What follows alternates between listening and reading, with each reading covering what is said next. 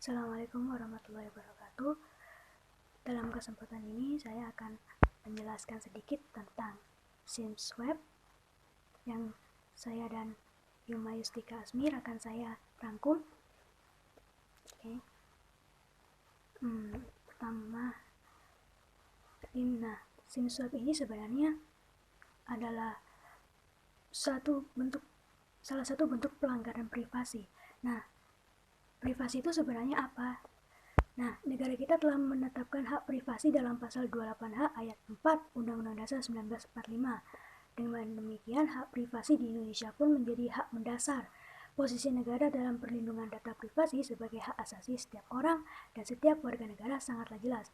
Hal ini tertuang dalam Undang-Undang Nomor 39 Tahun 1999 tentang Hak Asasi Manusia. Dengan demikian, negara selaku pelaksana pemerintahan memiliki tanggung jawab penuh untuk memerhatikan, melindungi, memenuhi kewajiban kepada warga negara yang berada di bawah kekuasaannya. Negara yang memiliki kekuasaan penuh untuk mengatur dan menciptakan peraturan, adanya hak privasi sebagai batasan dalam pengaturan dan sebagai penyimbang ketentuan-ketentuan yang diciptakan. Setiap orang memiliki hak informasi terkait dirinya untuk tetap dijaga dan tidak diketahui oleh umum. Tidak seorang pun secara sewenang-wenang dapat kehilangan atau dirampas hak atas privasinya. Oleh karena itu, hak privasi dapat dihapus dari diri seseorang melalui kepastian hukum.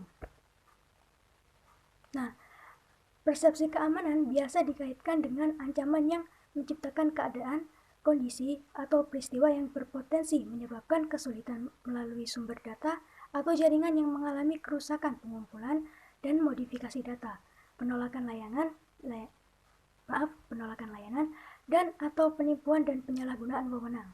Privasi berhubungan dengan perasaan konsumen tentang adanya kemungkinan bahwa perusahaan online mengumpulkan dan menggunakan data tentang individu secara tidak tepat. Dalam pengelolaan aspek keamanan data informasi merupakan kombinasi dari segi teknologi dan segi organisasi. Segi teknologi dapat digunakan untuk mengendalikan autentikasi, otorisasi, integritas, penelusuran jejak, pemulihan pasca bencana, penyimpanan dan transmisi data yang aman. Segi organisasi juga sangat berperan dalam menentukan kebijakan formal, memformulasikan struktur untuk mengembangkan dan mengimplementasikan kebijakan dan prosedur, serta menentukan prosedur untuk memonitor dan sanksi terhadap pelanggaran kebijakan privasi dan keamanan data. Nah, saat ini internet merupakan alat komunikasi terpopuler. Berbagai lapisan masyarakat, mulai dari pengusaha, artis, penyanyi, sampai kalangan masyarakat biasa telah menikmati internet. Dengan terjadinya peningkatan jumlah pemasangan website atau situs di internet dengan berbagai macam tujuan, baik untuk tujuan komersial maupun non-komersial, perkembangan teknologi informasi yang semakin meningkat ini dapat dilihat dari kecenderungan masyarakat yang sudah menggunakan teknologi informasi seperti internet untuk menciptakan dan menyebarkan karya intelektualnya dalam dunia maya. Ini bertujuan supaya semua orang tanpa dibatasi daerah ataupun waktu mengetahui informasi. Namun, privasi atau kerahasiaan adalah informasi-informasi yang jika terungkap ke publik akan merugikan pemiliknya, baik dari sisi psikologis, finansial maupun fisik. Informasi-informasi seperti status pernikahan, tanggal lahir, nomor induk kependudukan, informasi keuangan dan aset, informasi medis, lalu informasi tentang semua nomor yang pernah dihubungi atau informasi lain yang serupa adalah privasi. Dari informasi-informasi semacam itu dapat diperoleh data-data baru atau dapat disalahgunakan untuk urusan perdagangan dan selainnya. Tidak diragukan, situs-situs media sosial dilengkapi sistem untuk mempelajari pola perilaku setiap orang. Bukti yang menunjukkan hal ini dapat ditemukan dengan mudah dan terkadang tanpa sengaja muncul dari dalam perusahaan sendiri. Harus diakui, wilayah privat memang sangat rentan dilanggar di media sosial dan terbuka lebar penyalahgunaan atas informasi pribadi pengguna. Di sisi lain, kemungkinan untuk menuntut secara hukum terbilang kecil karena informasi secara luas dan tidak dikenal diberikan kepada seseorang yang tidak bisa dilacak keberadaannya. Nah, baik, kita sudah mempelajari garis besar dari privasi, kemudian mengapa privasi itu harus dilindungi. Nah, salah satu kasus pelanggaran privasi yang kita bahas di sini adalah Sims Web. SIM swipe adalah modus yang digunakan peretas untuk mengambil alih akun media sosial atau akun perbankan korban dengan menggunakan nomor kartu SIM. Seperti kita ketahui, nomor ponsel atau kartu SIM saat ini merupakan kunci yang terhubung dengan berbagai layanan perbankan hingga media sosial untuk memudahkan proses login. Hanya saja, nomor ponsel rentan diambil alih dan disalahgunakan oleh peretas. Untuk mengambil alih nomor ponsel, seseorang harus mengantongi data-data pribadi korban. Data tersebut antara lain nama ibu kandung, nama lengkap, tanggal lahir, hingga alamat tempat tinggal. Untuk mendapat informasi tersebut, pelaku memiliki berbagai trik dan tipu daya.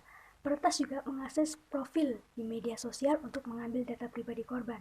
SIM swipe merupakan modus penipuan dengan mengambil alih nomor ponsel atau SIM card seseorang oleh pelaku kejahatan dan dijadikan sebagai sarana untuk meretas akun perbankan seseorang. Nah, untuk melakukan kejahatan ini, pelaku melakukan serangkaian tahap penipuan SIM swipe. Pertama, mula-mula pelaku akan mencari informasi sebanyak-banyaknya mengenai korban. Kemudian, pelaku akan menggunakan pergantian SIM card melalui gerai operator atau bisa dilakukan melalui SMS. Setelah berhasil melakukan pergantian SIM card dan menyelesaikan proses verifikasi, maka kartu SIM yang baru akan aktif sebagai pengganti kartu SIM lama yang masih ada pada korban sebagai pemilik sah. Nah, kemudian operator seluler akan menonaktifkan SIM card lama pada pemilik sah dan mengaktifkan SIM card baru pada pelaku penipuan. Lalu transaksi pun bisa dilakukan melalui SIM card baru yang ada di tangan pelaku atau penjahat. Transaksi tidak akan diketahui oleh pemilik sah.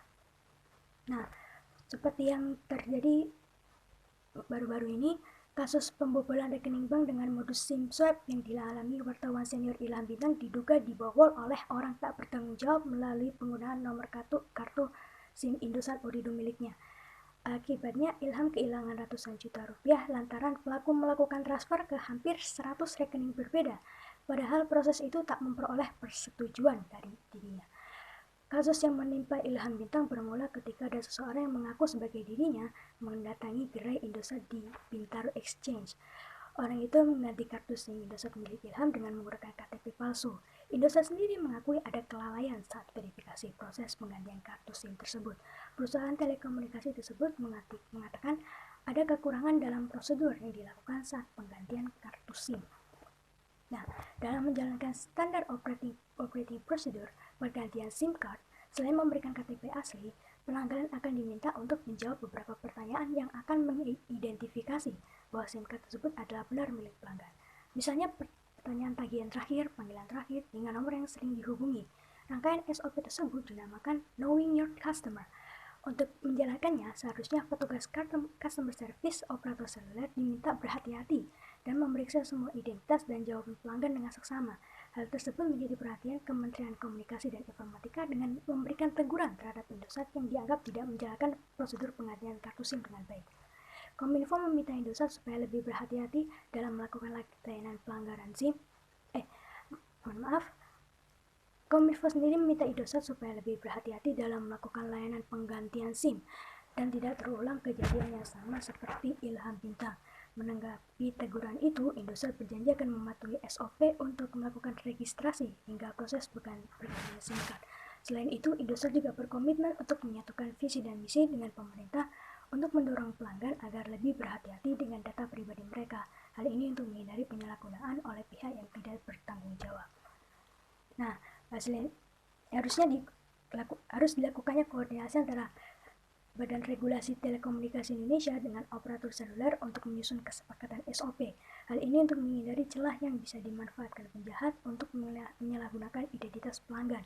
Selain itu, konsumen harus pandai dalam menyebarkan data pribadinya, contohnya dengan tidak sembarang mengklik link atau chat yang dikirim orang tak dikenal, lalu tidak memberikan atau mengisi informasi terkait data pribadi dan perbankan kepada siapapun melalui media apapun. Sampai titik itu, masyarakat kini berhadapan dengan seberapa andal keamanan layanan perbankan yang mereka nikmati, baik berupa mobile maupun internet banking. Sampai sekarang ada beberapa bank yang masih menerapkan sistem keamanan yang mengandalkan OTP murni. Maksudnya, perubahan kata sandi sampai PIN dapat dilakukan via SMS, lalu autentifikasi transaksi juga bisa cukup dilakukan via SMS sampai PIN. Padahal menurutnya harus ada tingkat pengamanan lebih dari itu. Misalnya menggunakan token yang nomornya selalu berubah-ubah setiap transaksi dan hanya bisa dimiliki oleh konsumen. Lalu ada juga opsi penggunaan PIN yang hanya bisa diketahui konsumen dan perubahannya harus melalui operator bank, alih-alih OTP saja. Titik ini ada tanggung jawab dari perbankan untuk membenahi sistem keamanannya. Pasalnya, kasus SIM swap sudah terjadi berulang kali, berarti ada yang belum dibereskan oleh industri perbankan secara benar. Tanggung jawab lain juga dimiliki oleh Bank Indonesia dan Otoritas Jasa Keuangan. Regulator harus memastikan ada standar keamanan yang harus dipenuhi pada layanan mobile atau internet banking perbankan. Sementara itu, pemerintah perlu bergerak cepat mengatasi situasi ini dengan menjadikan kasus Ilham Bintang sebagai momentum untuk segera menyelesaikan RUU Pelindungan Data Pribadi. Dengan demikian, pelaku usaha maupun infrastrukturnya sudah siap untuk mencegah hal ini berulang. Nah, kesimpulannya, perkembangan teknologi informasi yang semakin meningkat ini dapat dilihat dari kecenderungan masyarakat yang sudah menggunakan teknologi informasi. Semua orang tanpa dibatasi daerah ataupun waktu mengetahui informasi. Namun, privasi atau kerahasiaan adalah informasi-informasi yang jika terungkap ke publik akan merugikan pemiliknya. Salah satu kejahatannya yaitu SIM swap yang merupakan modus yang digunakan peretas untuk mengambil alih akun media sosial atau akun perbankan korban dengan menggunakan nomor kartu SIM.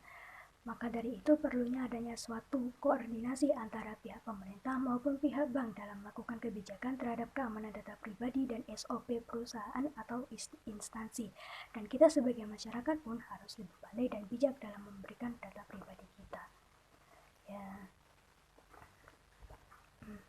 Untuk saat ini sekian sampai di sini. Jika ada pertanyaan silakan sampaikan di kolom komentar. Terima kasih atas perhatiannya. Wassalamualaikum warahmatullahi wabarakatuh.